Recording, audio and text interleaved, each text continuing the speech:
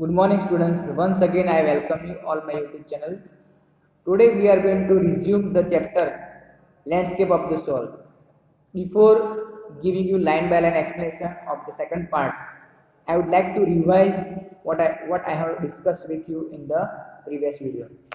So, in the previous video, we discussed about the difference between the Chinese art and the European painting. So, a Chinese artist takes art as an essence of inner life and spirit. He wants the viewer to enter his mind and look at his painting as the landscape of the spirit. For him, it is the inner beauty that matters. The painting that Wu Daozi made for the Tang Emperor represented the Chinese view of art. The emperor kept looking at the painting for a long while. He admired the wonderful mountains, forest, birds in flight, men on hilly path, and clouds flying in the sky. But the artist revealed to the emperor the true meaning of his work. He entered into the painting. After that, both the artist and the painting disappeared. But the artist had reached his goal. His painting gave a view of inner life, a view of the spirit. But on the other hand, a European artist takes art as a figurative representation of reality. He wants the viewer to borrow his eyes and look at the painting as he sees it. He wants to create an illusion of reality in his painting. And the example we have seen the story of that Matisse, the flyer that Quentin Matisse drew in the painter's panel represents the European view of art. The painter took it for a real fly. He tried to sweat it away. Then he realized that it was not a real fly. Quentin's painting was a painting that created an illusionistic likeness of reality. The paintings of Western painters are based on this principle. They never considered the spiritual aspect of their painting, which we see in the art of Chinese. It is a conceptual. The Chinese art is the spiritual and conceptual space. So this concept is expressed as sansui. So this the difference between the Chinese art and the European painting is expressed as sansui. Sansui means mountain water. It literally means mountain water, sansui, which used together. Sand means mountain, sui means water. So which used together represent the word landscape. So mountain, water, when we use this word together, it means it represents the landscape. So more than two elements of an image. So you see that more than two elements of an image, mountain, water. These represent two complementary poles reflecting Taoist view of the universe. The mountain is yang and the water river is yin. The mountain is yang, which reaches vertically towards heaven. The mountain is stable, warm, and dry in the sun, while the water is in. The water river, the water of the river is horizontal and resting on the earth. The water is fluid, moist, and cool. The interaction, the interaction of yin, the receptive, feminine aspect of universal energy, and the counterpart yang, active and masculine, is of course fundamental notion of Taoism. So we know that the interaction of yin, so yin, the water is receptive, feminine aspect. So The water is receptive because it receives everything, whatever we throw into the water, the mud, the stone. And the water has a feminine aspect of the universal energy.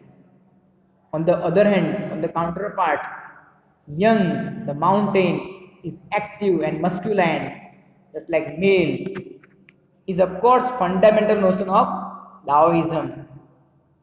What is often overlooked, neglected, is an essential third element. So, in the universal energy, we find the complementary role played by yang and yin, mountain and river. But the what is often overlooked, what is often neglected, is an essential third element, the middle void, the empty or vacant place where their interaction takes place. The interaction between mountain and river, the interaction between yang and yin take place in the essential third element, in the middle void. This can be compared. This can be compared with the yogic practice of pranayama. So the narrator, the writer, has given the example of the middle void. So how the interaction between the mountain and water, the yang and yin, the mountain and river. So if we want to understand what role is played by the middle void in the interaction between mountain and river, we have to understand it through the example of pranayama. So we often neglect the middle void where the interaction between mountain and river takes place. If you want to understand, so we can compare it with the yogic practice of pranayama. So when we do the practice of pranayama, what do? We breathe in, we retain, we breathe out. The suspension of breath is the void where the meditation occurs. So we have seen that how Rishi Muni, when they practice pranayama, at the time they breathe in, then they retain the breath, and then they breathe out. The suspension of the breath is the void, is the empty space where the meditation occurs. In the same way, the middle void is essential. So middle void is just like in pranayam, the suspension of breath is the very essential for meditation, where the meditation occurs. In the same way, in the universal energy, the interaction between mountain and river takes place only if we have a middle void. So the middle void is essential and nothing can happen without it. Hence, the importance of the white unpainted space in Chinese landscape. So just like there is importance of middle void in pranayam as well as in the universal energy for the interaction between mountain and river, yang and yin. In the same way, in Chinese art, so most of the Chinese painter, they leave the white unpainted space so that the middle void, the interaction between the painter and the viewer, can take place. This is also where man finds a fundamental role. So man also plays an important role as a middle void. So he finds a fundamental basic role in that space between heaven and earth. So the writer has given another example, that in that space between heaven and earth, the man becomes, he here means man becomes the conduit, means medium of communication. So man is the middle void, man is the medium of communication between heaven, between God and earth. So without man, the interaction between heaven and earth cannot take place. That's why man finds a fundamental role to play. So man plays the role of a middleweight. He is a means of communication between both poles of the universe, between heaven and earth. His presence is essential. The presence of man is essential for the interaction between heaven and earth. Even if it is only suggested, far from being lost or oppressed by the lofty peaks, he is in Francois Chang's wonderful expression, the eye of the landscape. So the presence of man is essential, even if it is only a suggested. His presence is far from being lost or oppressed by the lofty peaks, very high top mountain. In the words of Francois Chang's wonderful expression, the man is the eye of the landscape. Man is the eye of the landscape. So man plays very important role in the communication conduit between earth and heaven. So getting inside or outside art. So another part. So getting inside or outside art. So when French painter Jean Dubuffet mooted the concept of art brut. So the writer here talks about the contribution of the John Dubuffet, who originated the concept of art brut in the 1940s. What is the art brut or outsider art? So the art brut means raw art. Art brut means outsider art. The meaning of the art brut or outsider art is that art of untrained visionary. So the art of the untrained, the painter, the artist, those who have not got any formal training, their art is called art brut or outsider art. Why? Because the art of the untrained visionary was of minority interest. So the painting or the art of this raw art or outsider art, their art is of minority interest. Nobody paid interest in the art of this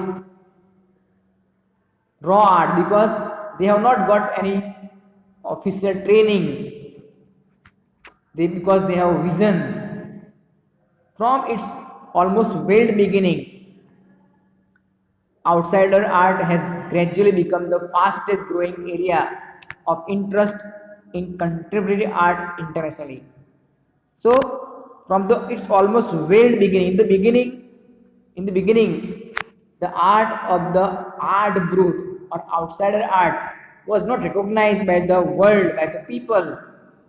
But in the 20th century, the art of the art brut or outsider art has gradually got the momentum and it has become the fastest growing area of interest in contemporary art internationally.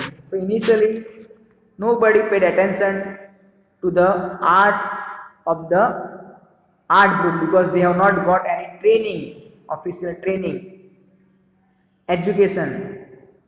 But as they have vision, so it has got momentum in the 20th century. So this genre, this style, generally style, the particular style adopted by the outsider art or art group, raw art, is described as the art of those who have no right to be artists. So the style of this art group or outsider art is described as the art of those artists, those who have no right to be artists because they have received no official formal training. They are without any training. So that's why they don't have any right to be artists. But yet they show talent and artistic insight in spite of not having any formal training or certificate. These artists, they show immense talent and they show artistic touch, artistic insight, artistic vision, and due to that, this art has got the momentum, the fastest growing areas in the modern time. Their works are a stimulating contrast to a lot of mainstream offering. The works of the outside art, the art of these untrained artists are stimulating, encouraging in contrast to a lot of mainstream offering. Mainstream offering means the art of these untrained artists is opposite. It's in contrast to the art of all those artists, those who traditionally, they do work, the traditional work. So their work is different from the traditional artists, those who have got training, those who have got certificates, those who have got education. Around the time Dubuffet was propounding means here producing. So when he was preaching, encouraging his concept in India, an untutored genius. So around the time when John Dubuffet, when he was propounding, when he was producing his concept, when he was preaching in India, at that time, an untutored, untrained genius was creating in paradise. So untutored, untrained genius was creating paradise. His name was Nek Chand. So years ago, the little patch of jungle that he began clearing to make himself a garden sculpted with stone and recycled material is known to the world today as the Rock Garden at Chandigarh. So the writer has given one of the example of such type of untutored genius, Nek Chand from Chandigarh. So many years ago, this genius, untutored genius Nek Chand, he cleared a little patch of jungle because he wanted to make himself a garden sculpted with stone and recycled material, and which is today known as the Rock Garden at Chandigarh.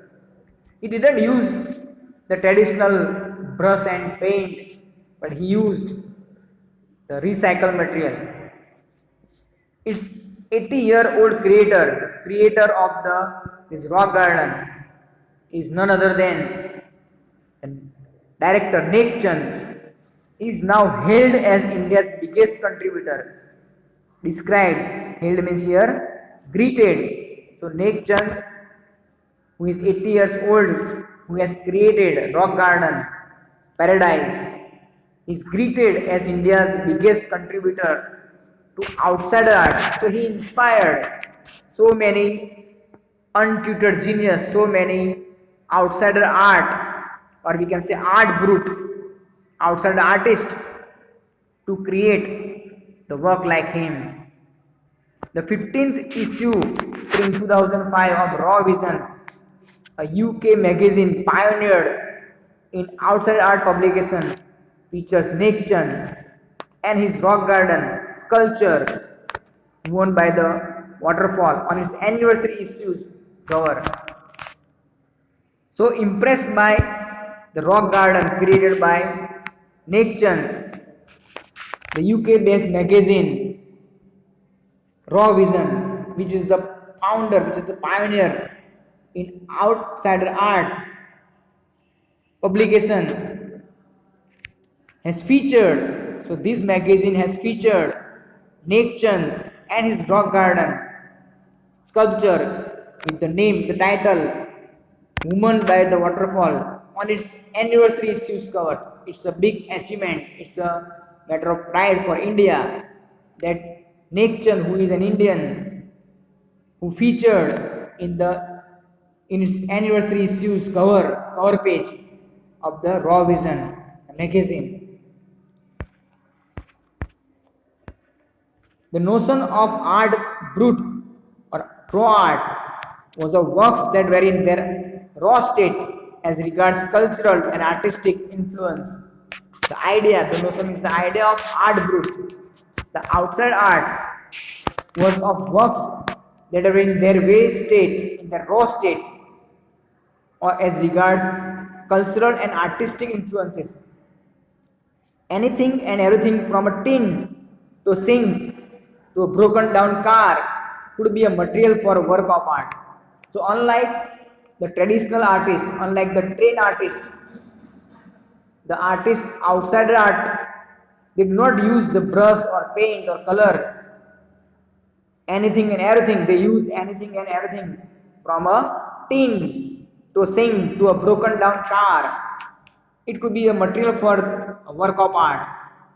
Something Nekchand has taken to dizzying heights. So Nekchand, by using a recycled material and stone, he has taken this raw art to a great height. Dizzying means a great height. Recognizing his art as an outstanding testimony of the difference a single man can make when he lives his dream. So, the art of Nekchand was recognized, and it was recognized as an outstanding testimony how a difference a single man can make when he lives his dream. So, Nekchand has lived his dream by creating a rock garden with the help of the recycled material and stone. So, what a single man can make, it can make difference in the world when he lives his dream. The Swiss Commission for UNESCO will be honoring him by way of a European exposing of his work. So, his achievement was recognized all over the world, and the Swiss Commission, one of the organization for UNESCO, will be honoring Nekchand by way of a European exposition of his works. So the work of Nekchand will be exposed in all over Europe. The 5-month interview, so Realm of Nekchand, beginning October, will be held at leading museums in Switzerland, Belgium, France, and Italy. Even the Nekchand and his art will be honored in all over the Europe. The 5-month interactive show, the exposition, Realm of Nekchand, which would begin in the month of October, which will be held at leading museum of Europe like Switzerland, Belgium, France, and Italy. The biggest reward is walking through the garden and seeing people enjoy my creation. Nekchand, when Nekchand was asked, how does he feel? He humbly replies that his biggest reward is none other than, his biggest reward is not his honor and reward and award, but his biggest reward is walking through the garden and seeing people enjoy his creation. How humble Nekchand was when he was asked how did he feel. So this article is written by Brinda Suri and it was published in Hindustan Times on 20th August 2005. I hope you have understood my video chapter. Thank you once again.